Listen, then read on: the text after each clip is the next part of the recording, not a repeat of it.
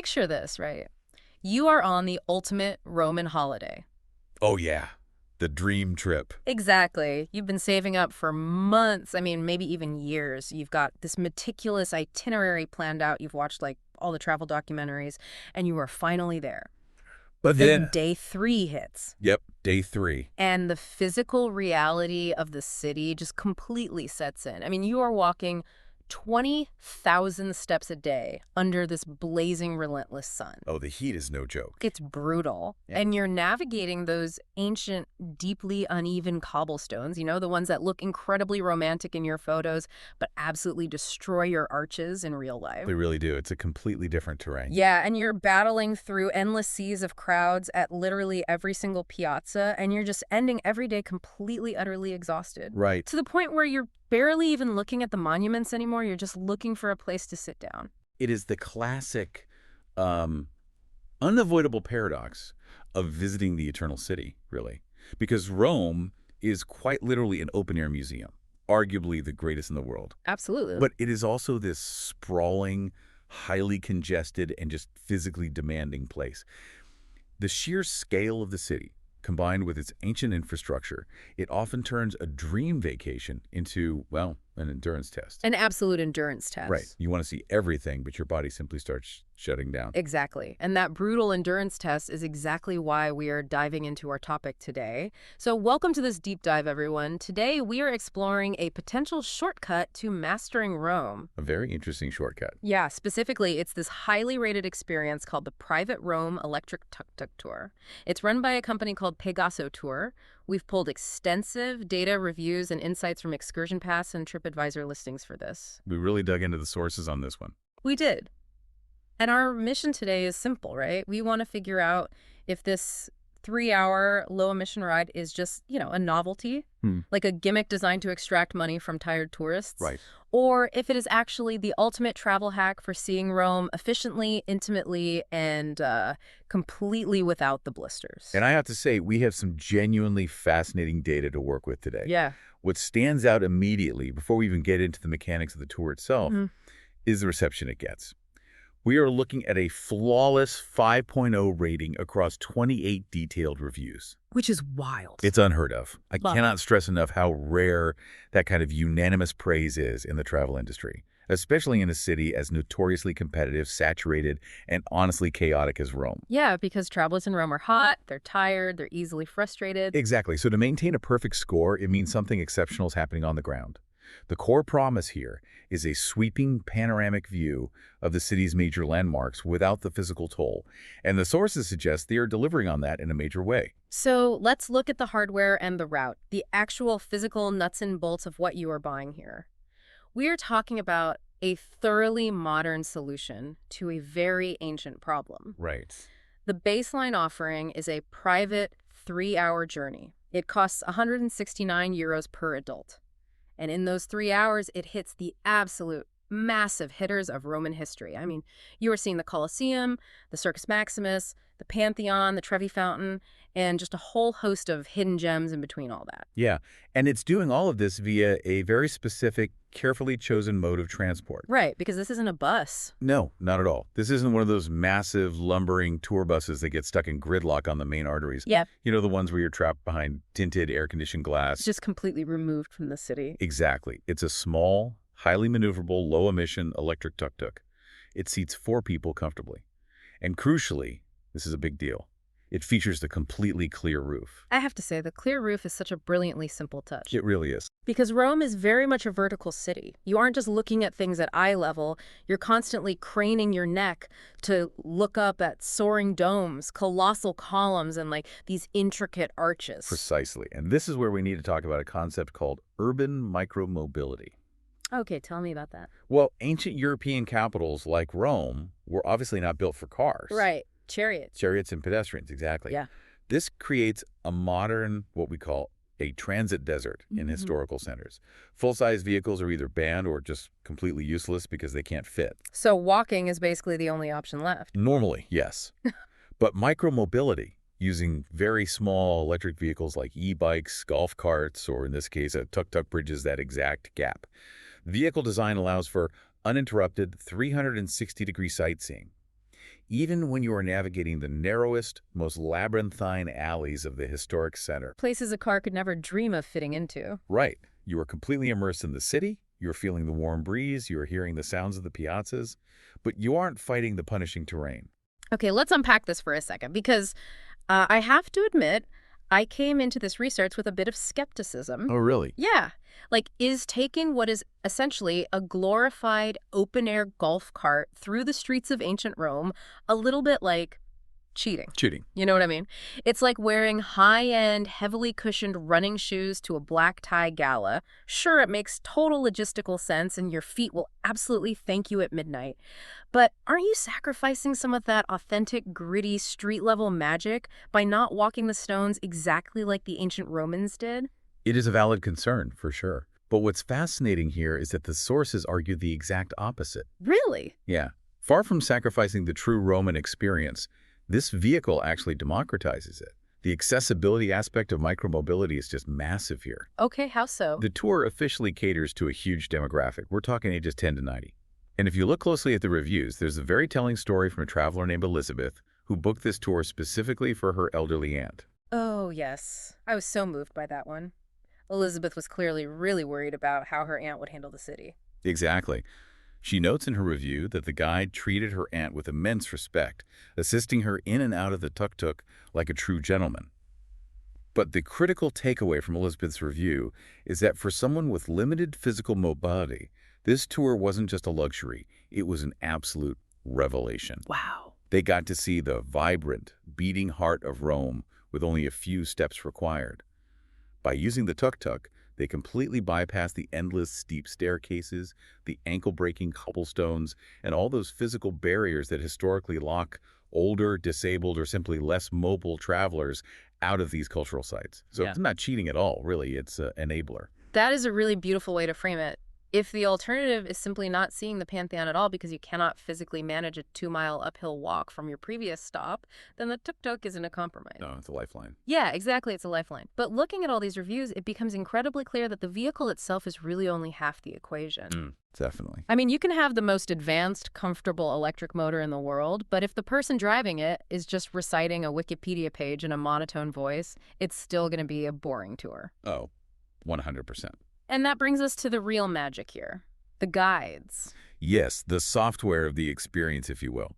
The vehicle gets you smoothly from point A to point B, but when you read through these 28 perfect reviews, the undeniable main attraction isn't the electric battery. No. It's the human beings behind the wheel. They really are an all-star team. The reviews consistently name-drop these guides like they are beloved local celebrities. I mean, we hear about Francesco, Michelle, Hakel, and Michael over and over again. Yeah, they come up a lot. And the stories people tell about them go so far beyond your standard robotic historical docent who just points at a crumbling ruin and recites a script. The level of empathy, situational awareness, and just raw dedication described in the sources is striking. There is a deeply ingrained culture of true hospitality at play with this specific company. Let's dive into the absolute dramatic Save the Day review, because this really highlights what you're talking about. Oh, this is a great one. It is. So this comes from a traveler who had originally booked a tour with a completely different company, a competitor called Luxurb. Literally 5 minutes before their scheduled evening tour, Luxurb completely cancels on them. Wow. No real explanation, no backup alternatives. The family is just left stranded on the street in Rome. Their evening is ruined. The kids are probably disappointed. And it's way too late to bet anything else online. Which is the worst. The sheer panic of being in a foreign city and having your plans evaporate is just a terrible feeling. It is a quintessential traveler's nightmare. You feel entirely helpless. Absolute nightmare. But then enter Francesco from Pegaso Tour. According to the review, Francesco has just finished his shift. He has dropped off his last passengers for the day, he is off the clock, and he is literally driving his empty tuk-tuk home. Just minding his own business. Right.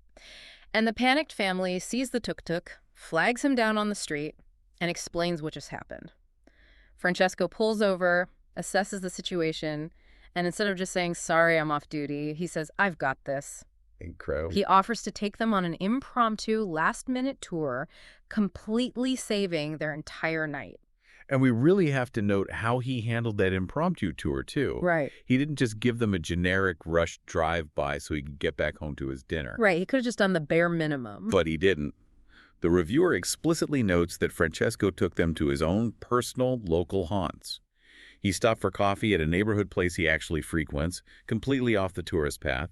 He even took them to a specific spot that provided, and this is a structurally brilliant detail, to-go bar service directly to the Tuk Tuk itself. I couldn't believe that detail when I read it. They were literally sitting comfortably in the back of the Tuk Tuk under the evening sky, having cocktails handed directly to them. Yeah. That is just incredible. And it's not an isolated incident either. There's another review about a guide named Michel.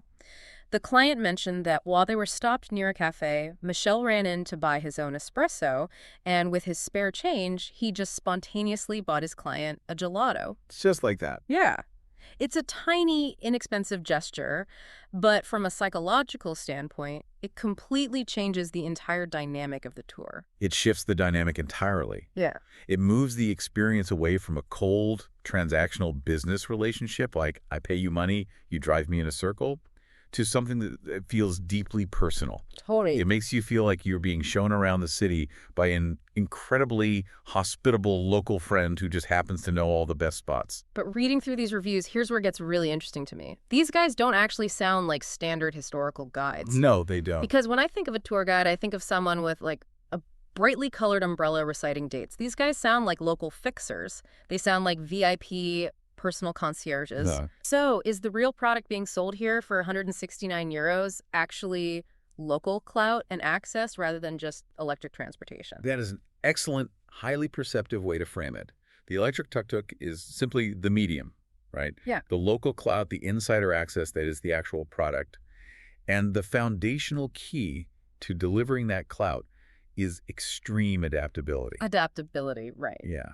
If we look at the review mentioning Michael, the client, Kevin, noted that Michael specifically took the extra time at the very beginning of the tour to figure out what the group hadn't seen yet.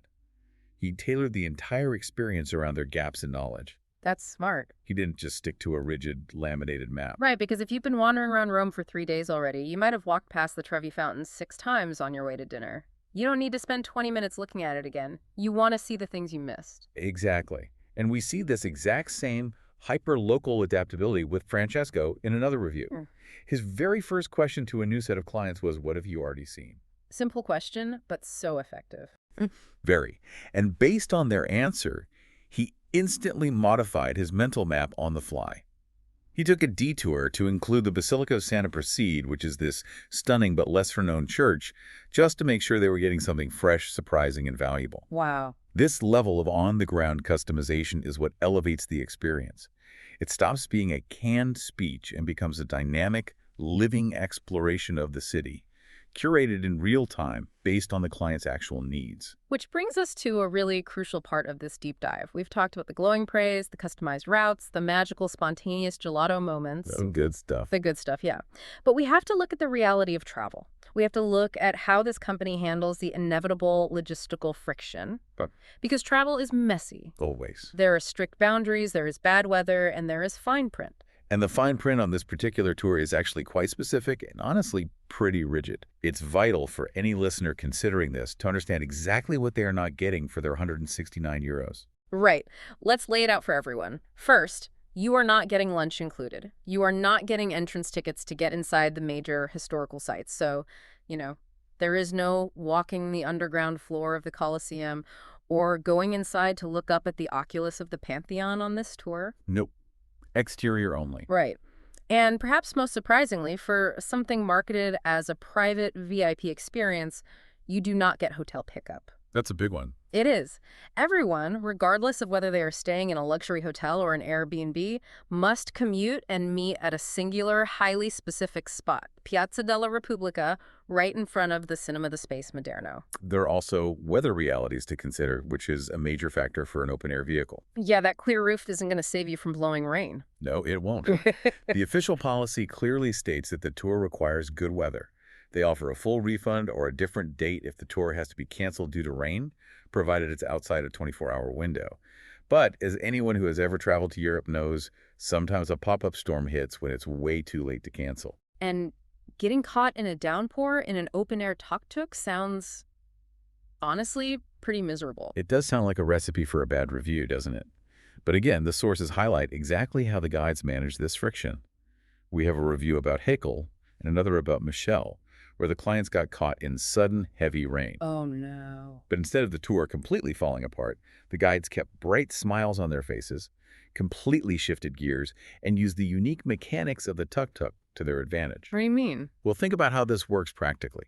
If you are on a massive 50-person tour bus and it starts pouring, you are stuck wherever the bus can legally park, which is usually far from the sights. If you are walking, you are just soaking wet. But because the tuk-tuk is essentially a tiny, highly agile golf cart, the guides literally maneuvered the vehicles under random 15th century stone archways, or tucked them tight into narrow alley overhangs that a car could never fit in. Oh, that is brilliant. Right. They kept the clients perfectly dry, while still providing incredible framed views of the city. They just leaned into the skid and made the rain part of the adventure. That is such a clever use of the vehicle's size. And timing plays a massive role in managing the overall experience, too. The listing shows standard departure slots in the high season at 10:30 in the morning, and then early evening slots at 18:15 and 18:30. Right. But a reviewer named Stacy dropped an absolutely massive tip in her review. She booked a 9:00 p.m. night tour. Ooh. Yeah, she said Rome at night is just a completely different world. That is a phenomenal, highly actionable piece of advice from the sources. The city completely transforms after dark. It really does. The oppressive heat of the day just vanishes, the massive crowds at the fountains thin out, and the monuments are lit up with this incredible dramatic amber lighting that makes the ancient travertine stone just glow against the dark sky. Sounds amazing. But, what does this all mean? I want to push back on the logistics for a second because we brought up the fine print. Sure, let's hear it. If I am paying a premium price for a private tour and I have to physically schlep myself across town, navigate the sweltering metro, and find my way to a cinema at Piazza della Repubblica just to meet the guide, and then I don't even get to go inside the Colosseum when we finally get there, doesn't that sort of ruin the luxury VIP vibe? I mean, Yeah. It feels a bit rigid and unaccommodating for a private tour, doesn't it? It might feel that way at first glance, for sure. But if we connect this to the bigger picture of brilliant service design, it is actually a masterstroke. Really? Yes, setting those strict, non-negotiable boundaries up front, like the fixed meeting point and the absolute lack of interior tickets, is exactly what creates the necessary space for these guides to be so incredibly flexible and generous once you are actually on the road. Wait, I'm confused. How does making me commute to a cinema make the guide more flexible? Think about the reality of Rome's traffic. Oh. It is notoriously chaotic. If a guide has to navigate through heavily congested, restricted traffic zones to pick up 4 different clients at 4 different boutique hotels tucked into tiny one-way alleys, they have just burned 45 minutes of your 3-hour tour sitting in gridlock, honking at delivery trucks. Wow. Yeah, I didn't think about that. By centralizing the meeting point at Piazza della Repubblica, which is a major, easily accessible hub with wide roads, they guarantee that minute one of your tour is actually spent sightseeing, not navigating frustrating hotel loading zones. They are optimizing for the best parts of the city. Oh, wow. That makes total sense. They are fiercely protecting the actual value of the tour time. They don't want you paying to sit in traffic. Exactly. And the same logic applies to the tickets. Trying to coordinate rigidly timed entry tickets for the inside of the Colosseum or the Pantheon in the middle of a sprawling tour creates absolute logistical anchors. Anchors, right, because you have to be there at a very specific time. Right. The guide would be constantly looking at their watch, rushing you away from a beautiful piazza just to make a strict 2:15 p.m. entry slot. By keeping the tour strictly panoramic and exterior, the guide remains in total control of the pace. If you want to spend 20 extra minutes taking photos at a scenic overlook, you can, because you aren't rushing to make a ticketed appointment. So they intentionally manage the baseline expectations so they have the freedom to over-deliver on the experience itself. Precisely. It is the classic under-promise, over-deliver business model, but executed with genuine, warm Italian hospitality. By setting a very clear baseline, we will meet exactly here, we will drive around, we will only see the outside of these monuments. any extra effort the guide makes feels monumental. Right, it feels like a gift. When Francesco goes out of his way to use his local connections to secure a prime dinner reservation for his clients, as mentioned in Genesee's review, it doesn't feel like a transactional obligation included in the price. It feels like a spontaneous, magical bonus from a new friend. It completely reframes the psychology of the purchase. Exactly. This raises an important question about how we fundamentally value our travel experiences. Are we paying simply to check historical boxes off a list? Or are we paying for how an experience makes us feel? That's a great point. The sources strongly indicate that clients are walking away from this specific Tuk Tuk tour feeling intensely cared for, listened to, and deeply connected to the city, which is far more valuable than a timed entry ticket. Which brings us right back to our original mission today. We wanted to know if the private Rome electric Tuk Tuk tour by Pegaso Tour is just a passing novelty or a genuine travel hack. And based on everything we've pulled from these sources, the verdict seems incredibly clear. Very clear. This isn't just a gimmick to rest your sore feet for an afternoon. Not at all. Yeah. It is a masterclass in modern, thoughtful tourism. It proves that when you pair the right hardware, low-emission, highly accessible micromobility with the right software, highly empathetic, concierge-level local guides, you can completely unlock a massive, overwhelming, ancient city like Rome. It is the perfect marriage of technology and hospitality. You get the quiet electric motor to effortlessly conquer the steep hills and the brutal cobblestones, and you get Francesco, Mikel, Hakel, or Michael to conquer the chaos, navigate the crowds, and actively curate the magic. Yeah. It takes a city that historically demands physical sacrifice and turns it into a welcoming, accessible playground for almost anyone. And it does all of this while seemingly preserving the authenticity of the local interaction, which, as any seasoned traveler knows, is the absolute hardest balance to strike in global tourism today. It really is. So we want to leave you, the listener, with a final thought to chew on as we wrap up today. As urban micromobility vehicles like these incredibly nimble electric tuk-tuks or e-bikes or modified golf carts continue to make ancient, historically hard-to-navigate cities accessible to literally everyone from ages 10 to 90, how is this going to permanently reshape the future of global travel? It is a profound structural shift in how we interact with history. Yeah, I mean, will we soon see a day when the traditional, exhausting 10-mile-a-day group walking tour becomes a complete thing of the past? Will the absolute default way to see the world's ancient capitals shift entirely to personalized, zip-around electric transport? It's very possible. It is definitely something to deeply consider the next time you are standing at the edge of a massive expanse of uneven Roman cobblestones under the glaring sun, dreading the 20,000 steps ahead of you. Until next time, keep exploring.